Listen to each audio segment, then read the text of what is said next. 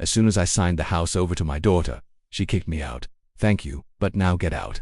I never imagined that the house I spent 35 years building, brick by brick and memory by memory, would one day become the reason I stood on the front porch with a plastic bag full of clothes, not even a suitcase, watching the door close behind me. I'm 65 years old. My name is Richard Whitmore, and for most of my life, I believed that family was everything. I worked at the city maintenance department since I was 23, and after I lost my wife Margaret to cancer, raising our only daughter Emily became my sole purpose. She was 8 when Margaret passed, and from that day on, everything I did was for her. I stopped going out with friends, took every extra shift I could, and made sure Emily had the life Margaret dreamed for her. Piano lessons, dance recitals, the best shoes, the best birthday cakes. I never let her feel like she was missing anything, even though I felt the absence of my wife every single day. Emily grew up to be bright, ambitious, and headstrong. She got a scholarship to a university to states over, and while my heart ached to see her go, I was proud. She studied law, landed a job at a prestigious firm, and eventually moved back to our hometown with a husband. Nathan, I didn't like him. From the beginning, something about his smile always felt like he was performing. Too perfect, too smooth. But Emily loved him, and I reminded myself over and over that I didn't have to like him, I just had to trust my daughter. The first time they came to visit after getting married, they stayed for a weekend. Nathan walked through the house like he was already planning renovations. He'd casually mention, Rich, if you ever think about selling this place, it could be worth a lot more with a few updates. I laughed it off, but over the months, the suggestions became more frequent. Then one day Emily came alone.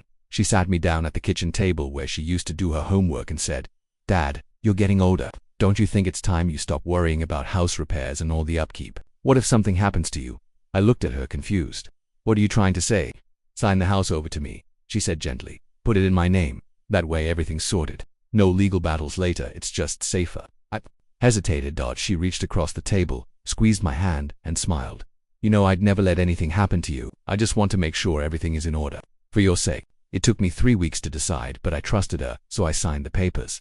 The first 2 weeks after that were normal. We still had our Sunday dinners. She'd call and check in. Sometimes she and Nathan would bring groceries or take me out for coffee. Then one evening she showed up with Nathan. They didn't come inside. She asked me to step out onto the porch. She looked nervous. "Dad," she began, her eyes not meeting mine. "Nathan and I have been thinking. We're planning to start a family. This house, it's perfect. It has space, a yard, good schools nearby." I blinked. "Emily, what are you saying?" Nathan chimed in. "We think it would be best for everyone if you found a smaller place, somewhere easier to manage. You deserve comfort." I stared at them, not fully processing. "Are you asking me to move out?" Emily shifted uncomfortably. "It's not like that. But yes, we need the house now." My chest tightened. "You told me this was just for paperwork, for safety." She didn't answer. Nathan stepped closer. "Look, Rich, we appreciate everything you've done, but this is our time now." Then came the line I never thought I'd hear from my only child. "Thank you, but now get out." I didn't argue. Maybe I should have, but something inside me cracked, and the fight drained out. I went inside. I packed a bag, just the essentials, a few clothes, my old photo album, the watch Margaret gave me on our 10th anniversary, and I left. I didn't even lock the door behind me that night. I slept in my car. I parked in the lot behind the diner where I used to take Emily for pancakes on Saturdays, the same spot where we laughed over spilled syrup and coloring books. Now, I sat with the seat reclined, staring at the ceiling of the car, wondering where it had all gone wrong. The next few days blurred together. I couldn't go to work. I had retired last year. My pension wasn't much, and I had no plan for this. I rented a tiny room above a hardware store for a week, just to have a shower and a place to think. I called Emily once. She didn't answer. I left a message. Just 4 words. "I hope you're happy." She never called back. It wasn't just the betrayal that hurt, it was the silence afterward. Every memory inside that house now belonged to someone else. The smell of Margaret's favorite candle, the creaky stair that always made Emily laugh, the backyard where I taught her how to ride a bike. All of it felt stolen. I wasn't angry, just hollow. I started walking every morning, miles, just to keep moving. I found a small bench at the edge of the lake nearby and began sitting there each evening. That's where I met Thomas. He was around my age, a retired history teacher. He'd been coming to the lake for years. We got to talking one evening, and soon enough, it became routine. He shared his story, divorced, estranged from his kids, trying to make peace with the past. One night, I told him everything. From the day I built the house to the moment I walked away from it. He didn't interrupt. When I finished, he just said, "They say blood is thicker than water, but sometimes blood dries up when you need it most." We sat in silence for a while. "So what now?" he finally asked. I looked at the lake, its surface calm and endless. "I don't know," I said, "but I have to find a reason to wake up tomorrow." Thomas nodded. Since then I've been volunteering twice a week at the local library, fixing shelves and helping kids with their reading. I've found something strangely healing in the sound of children's laughter again. I haven't spoken to Emily in over 2 months. I don't know if I ever will, but I've started writing in a notebook each day a memory of Margaret, of raising Emily, of the moments that built me, and the ones that nearly broke me. I'm not sure where this road leads, but it doesn't end here, not yet. Some days feel easier than others. Some mornings I wake up and remember what used to be and it feels like my chest forgets how to breathe. Other days I can go for hours without thinking about the house, without hearing Emily's voice say those words, "Thank you." But now get out, it plays in my head in the quiet moments. When I'm folding the same shirt for the 3rd time. When I'm eating alone at the corner diner, the one with the chipped coffee mugs and the waitress who calls me hun. Her name is Carla. She's been working there 20 years, maybe more. She noticed right away that I was new. "You just moved into town?" she asked one morning, pouring me a refill before I even asked. I lied. I told her I was just passing through, looking for peace and a slower pace. She didn't press, but now she knows I come in every Tuesday and Thursday. Same corner booth. Same order: black coffee, scrambled eggs, rye toast. The library work gives me purpose, but the diner gives me something else, a sense that someone notices I exist. I've seen kids run wild in the library. I've had crayons pressed into my hand and watched as toddlers show me drawings of stick figures and sunshine. One girl, maybe 5 years old, always brings me plastic cookies from her play kitchen set. Her name is Mia. She told me I reminded her of her grandpa. I smiled and thanked her, but inside, it tugged at something I didn't know was still tender, because I was supposed to be a grandpa too. Emily and Nathan are probably decorating the old living room right now, turning the guest room into a nursery. Maybe they've already picked out a name, I wouldn't know. There are moments I catch myself walking past the street the house is on. I never go down it. I just stand at the far end of the block, hands in my coat pockets, staring. One time I thought I saw her through the kitchen window. She was cutting something, maybe carrots, maybe apples. I couldn't tell. She looked peaceful, and I don't know why. But that hurt more than anything else. Like she was doing just fine. Like she didn't carry any guilt. I had dreams after that, the kind that sit heavy in your chest when you wake up. Dreams where I walked into my own home and no one recognized me. Emily was hosting a dinner party. Everyone was laughing. Nathan was pouring wine, and I stood in the doorway, invisible. Then I'd wake up to the sound of the hardware store's delivery truck backing up under my window, beep, beep, beep, every morning. It's become my alarm clock. Thomas has been encouraging me to write more. He says there's something powerful in putting pain on paper. I've filled up 3 notebooks. Some pages are just memories. The first time Margaret kissed me, the night Emily was born, our road trips upstate when she was 10, singing along to the radio with the windows down, her messy handwriting on postcards. Other pages are messier, angrier, some are stained with tears. I never thought I'd cry at this age, not like this, but grief doesn't care about age. Thomas gave me an old radio last week, said it might help the silence. Now I fall asleep to jazz, sometimes static, but it's better than the emptiness. Last Thursday, Carla asked if I had plans for Thanksgiving. I froze for a moment. Margaret used to host every year. Emily would help in the kitchen and I'd be on turkey duty. We'd sit around the table, tell stories, argue over who got the last of the stuffing. Not really, I told Carla. She smiled. Well, we do a little potluck here for the folks without somewhere to go. You should come by. No pressure, just food and bad music. I nodded. I didn't commit, but the thought stayed with me. Later that day, I sat by the lake again. The trees had started shedding their leaves and everything smelled like damp earth and change. Thomas brought soup in a thermos. You gonna go? He asked. Maybe. He looked at me and said, it doesn't make you weak to accept kindness. That night, I dreamed of Margaret again. She was sitting on our old porch swing, humming. She looked just like she did the day we met. Light in her eyes, her voice calm. She didn't speak.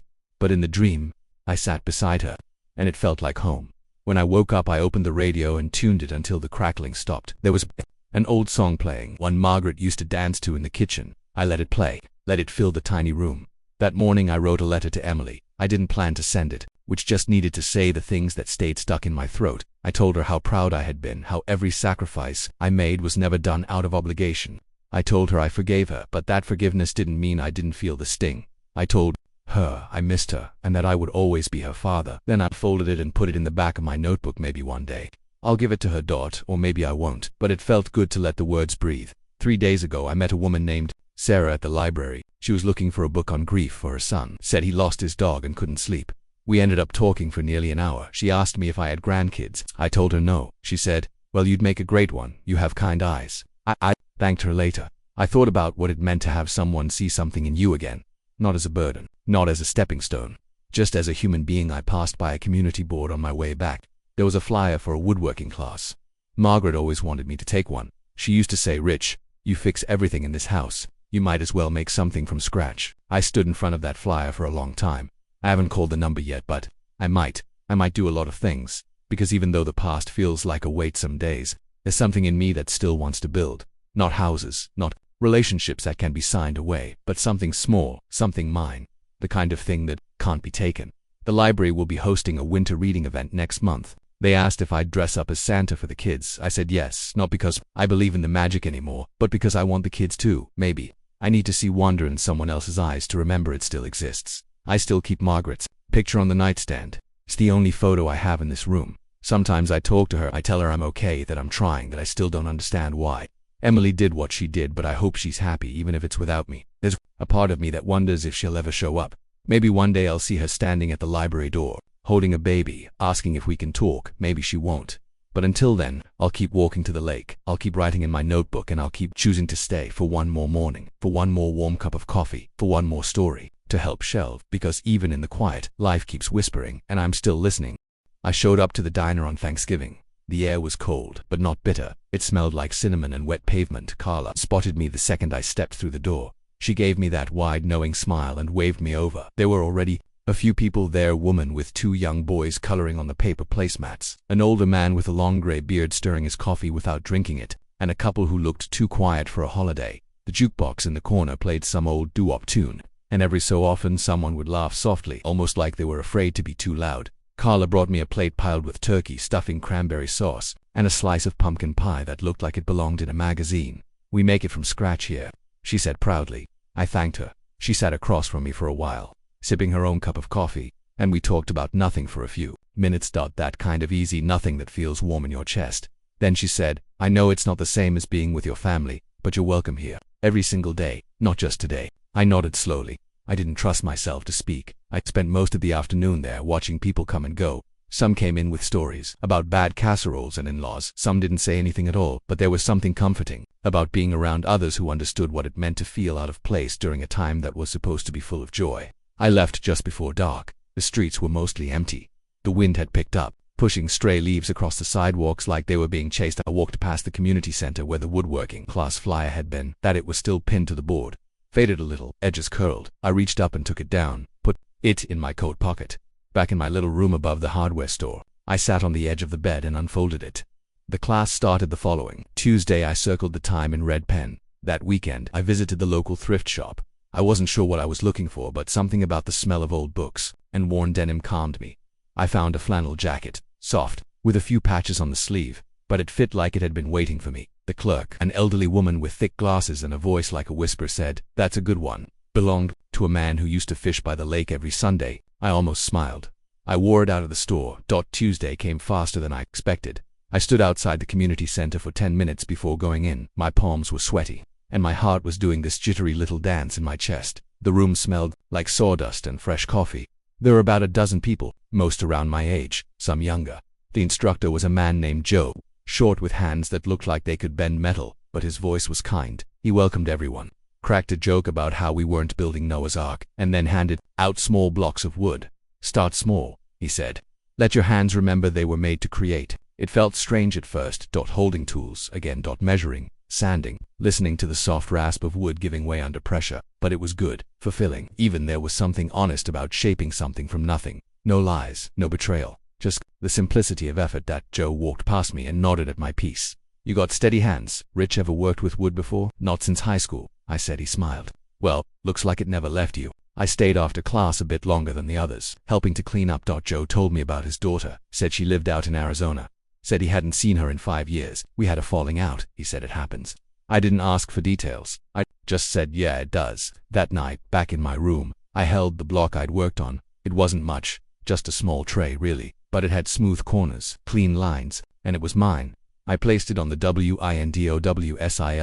Let the moonlight hit it. It looked almost warm. A few days later, I received a letter, no return address, but I knew the handwriting before. I opened it. It was Emily's. My hands shook as I unfolded the page. She didn't start with "Dear Dad." She just began, "I've been thinking about what happened." She wrote that she hadn't meant to hurt me, that she thought she was doing what was best at the time. She said Nathan had pushed for it, said she'd gone along because she was scared of being a mother, scared of losing control, scared that maybe she'd never really learned how to be on her own, and maybe she needed the house more than she admitted, not just the building but the safety it represented. She ended the letter with 5 words. I'm sorry, I miss you. I read it 3 times. Then again out loud my voice cracked on the last line. I didn't know what to feel. It wasn't closure, it wasn't healing, but it was something real. I placed the letter in the tray. I watched the way the paper rested there, like it finally had a place to belong.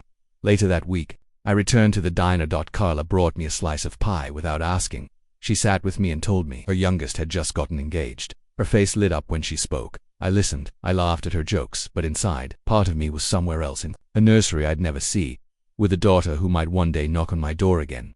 The library kids had started calling me Mr. Rich. Every time I heard it, I smiled. It sounded like a name I could grow into. Mia, the girl who gave me plastic cookies, drew me a picture. It was of 2 stick figures holding hands by the lake. She said it was me and my wife. I didn't correct her. Put the drawing next to the photo of Margaret.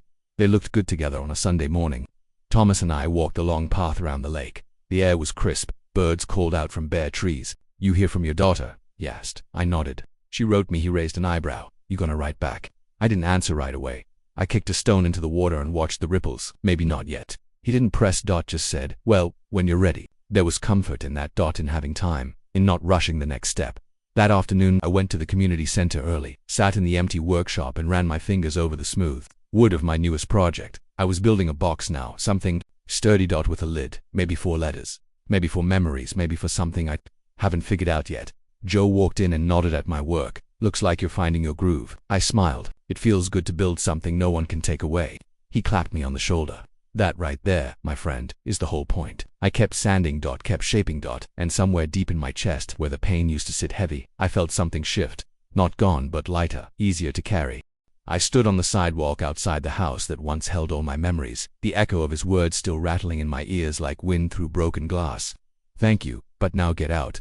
There was no warmth behind those words, no hesitation, no shame. My own sunflesh of my flesh looked me in the eye and tossed me aside like a worn-out coat. My legs felt hollow beneath me, but somehow they kept walking. Not because I knew where to go, but because standing still made it too real. The street was dim, shadows stretching longer than they should in the late afternoon sun. I passed families laughing in front yards, kids riding bikes, the distant hum of life moving forward, oblivious to the man slowly falling apart among them. I didn't know what hurt more, the betrayal or the silence. After he didn't slam the door, he didn't yell, he just closed it, quietly, like he was done, like I was nothing more than a transaction, finalized and filed away. I had signed over the house willingly. I had wanted to give him a future, make life easier, remove one burden from his shoulders. He had smiled when I handed him the papers. That smile, I thought it was love. I thought it meant something.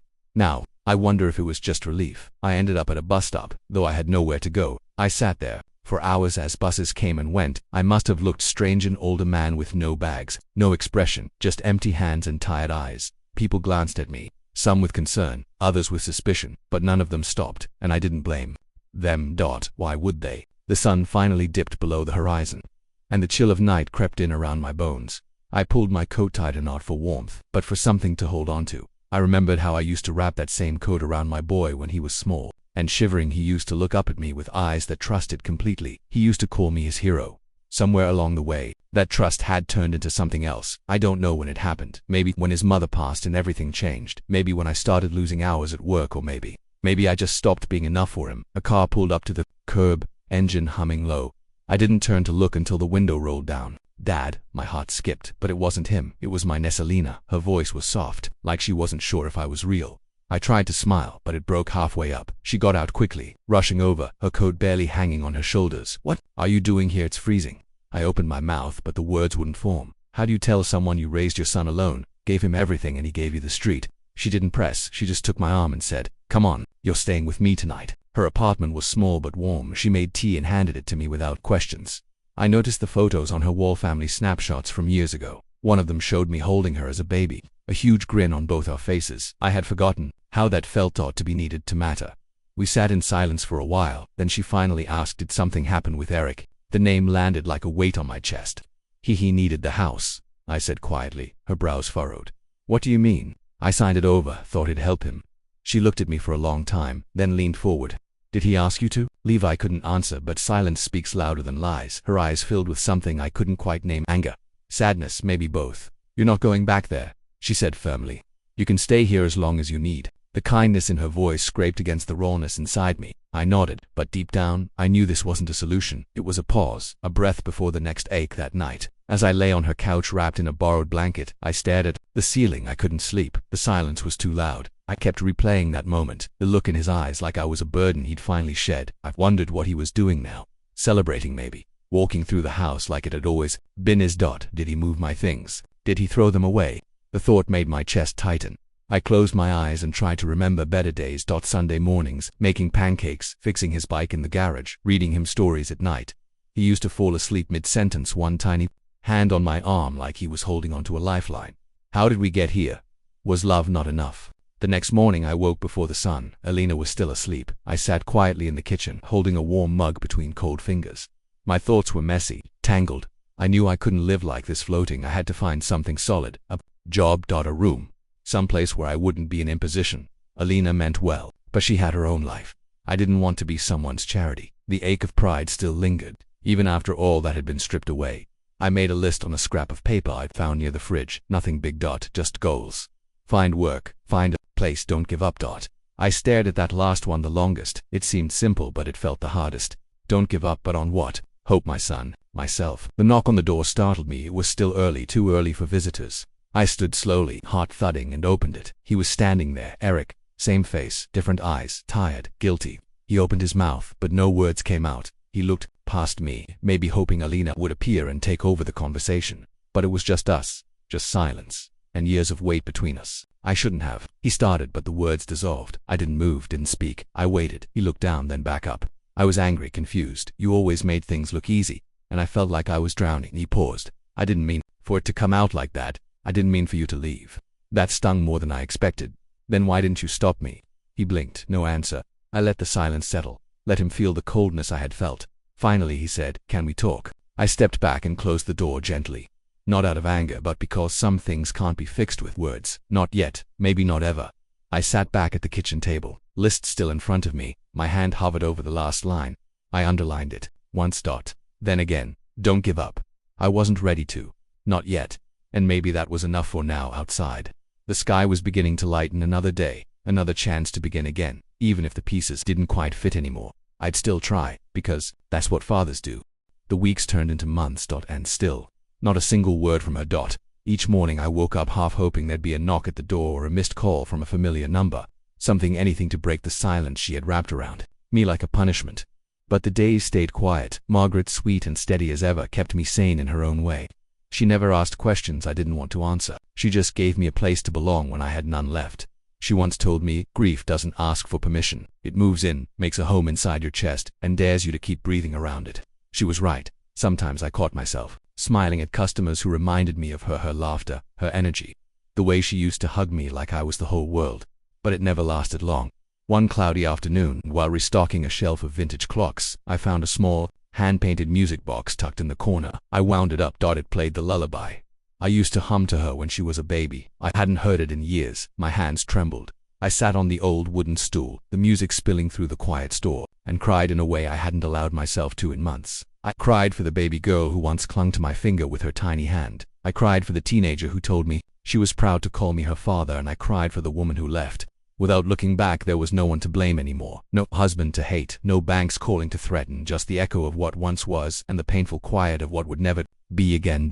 Then one evening, as I was locking up the shop, my phone buzzed. A number I didn't recognize. I stared at it, heart racing. I answered, breath caught in my throat. Dad. Her voice was softer than I remembered, uncertain, wounded. "It's me." I didn't speak. COULDN single quotes T. She waited, and then a whisper, "Please don't hang up." I sat down on the bench outside the store. My hands were shaking again, but not from rage. From disbelief.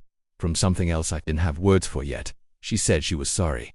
She said the man she gave up everything for had walked out on her. Said he had promised her dreams and left her with nightmares. And debt. And guilt. I thought I knew better. She whispered like it was being pulled from her. I thought love meant never questioning. I closed my eyes, the ache in my chest, both old and new. "And now?" I asked, my voice barely my own. "Now I see everything you did for me.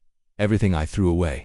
The silence between us stretched again, but this time it wasn't cold. It was heavy with things unsaid, truths long buried. "Where are you?" I asked. She told me she was staying at a friend's. She had nothing, no home, no car, no job, just a suitcase and a heart full of regret. She didn't ask for help, she just wanted me to know she was sorry and that she missed me, that she loved me still, even if she didn't know how to show it back then. For a long moment I sat with the weight of her words, pain and love, side by side.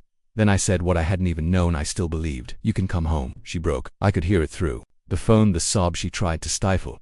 "I don't deserve that," she said. "Maybe not," I said, swallowing the lump in my throat. "But love isn't always about who deserves what. Sometimes it's just about opening the door again." I didn't sleep that night. I just sat by the window, watching the dark sky turn to a faint silver, wondering if she would really come. Morning, I made coffee. I stood at the doorway of my little rented apartment, heart pounding at every sound from the hallway. And then, there she was, hair pulled back, eyes tired, suitcase in hand. She looked nothing like the girl who left me, looked like someone who'd been to the edge and barely crawled back. I opened the door wide. She stepped inside, and without a word, we stood there, her in the entrance, me in the middle of my small living room. Then she dropped her bag, and in a second that stretched forever. She threw her arms around me. I held her like I used to when she had nightmares as a child, like I could shield her from everything that had already happened. Tears soaked my shirt. I let them. Neither of us said anything for a while. There was nothing to say. Forgiveness wasn't a sentence, it was this, a moment shared, a wound exposed, a father and daughter, choosing, somehow, to begin again. The days that followed were quiet. We took our time. No questions about the past, no pressure to explain what didn't make sense. She helped me at the shop. Margaret welcomed her like she'd always known her, and some days I caught glimpses of that girl I used to know, her laughter slowly returning, her eyes less burdened. One evening, she made dinner. She burnt the rice. We laughed so hard the neighbors probably heard. It wasn't perfect, but it was real, and sometimes that was enough. She talked about going back to school, starting fresh. I didn't push, I just listened. She said, "I want to be someone you can be proud of again." I told her, "You never stopped being that." We both cried again. But this time, it was different. It wasn't about loss, it was about finding each other again. She still had a long way to go. So did I. Trust isn't something you snap your fingers and rebuild. But every breakfast shared, at every walk to the shop, every night we sat on the couch, just watching the rain against the window, it added up, one small stitch at a time, and slowly, the tear in our bond began to mend. Not erase, just mend. One evening while we were closing up the shop, she turned to me and said, "Thank you for not giving up on me." I looked at her, the daughter I thought I had lost, and I said the only thing that felt right. "I never knew how to stop loving you." The world outside moved on. Seasons shifted. People passed by. But in that tiny corner of a quiet town, something broken was being rebuilt. And this time, we were both holding the hammer. Together, still learning, still healing, still standing. And finally, somehow, home again.